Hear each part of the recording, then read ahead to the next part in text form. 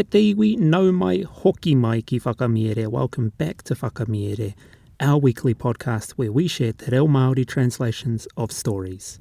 Each week is a new Paki Poto, and every month a longer form pakiwaitara. Today's Paki Poto is te Wuruhi, te Nanekoti, me te Punua Koti by Aesop. And hang around at the end of today's Paki Poto for a short preview of our next pakiwaitara, Sherlock Holmes and the Adventure of the Speckled Band. Kia areare mai ngā taringa e hoa mā whakarongo mai. Te Wuruhi, te Nanekoti, me te Punua Koti, nā Aesop. I te putanga a tētahi Nanekoti i tōna whare i tētahi ata kia rapuanga kai, ka mea atu ki tāna Punua Koti, kia raka i te tatau, kia kaua hoki e whakatūwhera ki tētahi anō, māna kua meinga te kupumuna, he uru tā ki te Wuruhi me tōna iwi katoa. Tērā tētahi Wuruhi i te whakapupuni, te kitea e te Nanekoti, ka rongo i āna kupu, ā, wehe ana ia, ka toro atu, ka pātōtō ai te kuaha, ka whakaarihia tōna reo, ka ki atu. He uru tā ki te Wuruhi me tōna iwi katoa. Ka whaia e ia kia tuwhera mai ai te tatau i taua wā tonu. Engari, i nā te Punua Koti, te titiro pi ai, ka urupare atu. Whakāturia o pāhau, kātahi nā koe, ka tukuna kia tomo mai. Ko te kiko o te kōrero, ka aore i kō atu i te taunakitanga tauruatanga. The Wolf, the She-Goat and the Kid by Aesop. A she-goat, leaving her house one morning to look for food, told her kid to bolt the door and to open to no one who did not give, as a password, a plague on the wolf and all his tribe. A wolf who was lurking about, unseen by the goat, heard her words, and when she was gone, came and tapped at the door and, imitating her voice, said, "A plague on the wolf and all his tribe." He made sure that the door would be opened at once.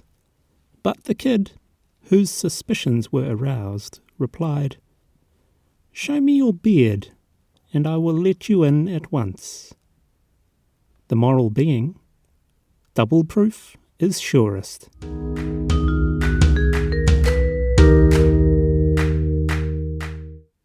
Te mahi mātātoa a te pēne tongi-tongi, nā tā Arthur Conan Doyle. I te tirohanga atu ki a aku tuhipoka mō ngā kēhi tōna whitu tekau i ngā tau e waru kua taha ake nei. I arongia ai e au ngā rautaki a tōku hoa he rakahaumi. Ka kitea e au ngā tini rautaki e parangēki ana. Tērā e tahi e puku hohe ana. He maha hoki e rere kē noa ana. Engari, ka hore tētahi e māori ake nei. Tā te mea, i āna mahi, he aroha nui nōna ki ōna pūmanoa kaua kē ia ki te whainga rawa.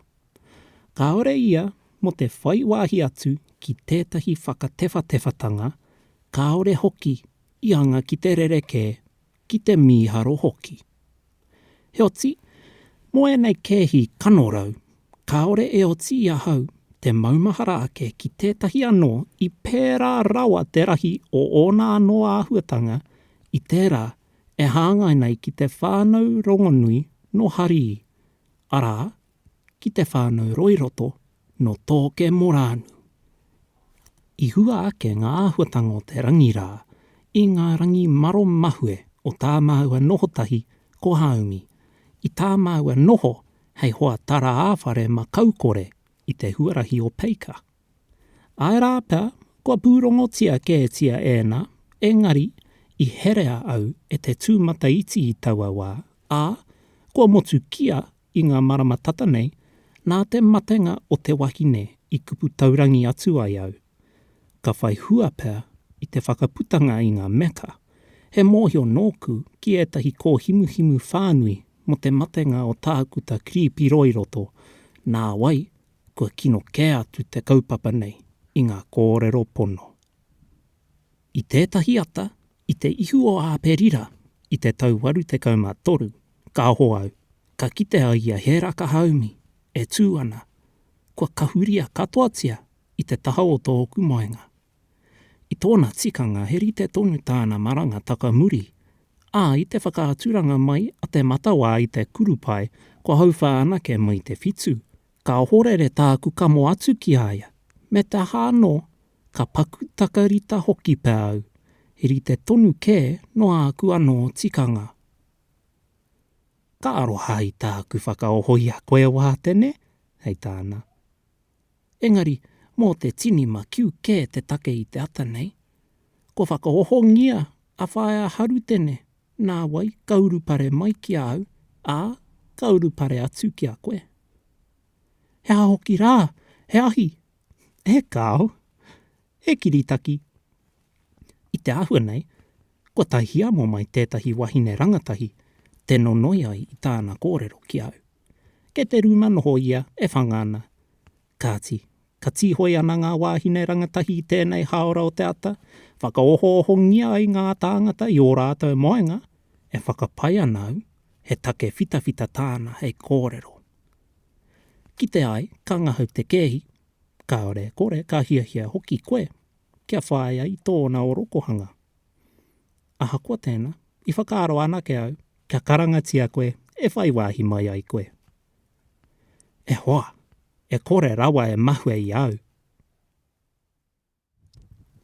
E mihi nui ana i tāu whakarongo mai. Thank you so much for listening to today's episode of Whakamiere. As always, tune in each week for a new podcast, and if you like the kaupapa, please consider supporting us on Patreon. Subscriptions start at $6 a month, and you get early access to the podcast, PDFs of all the stories, and exclusive voting on future pakiwaitara. Ko taurapau, e mihi nui ana e hoa mā, hei a koe nei.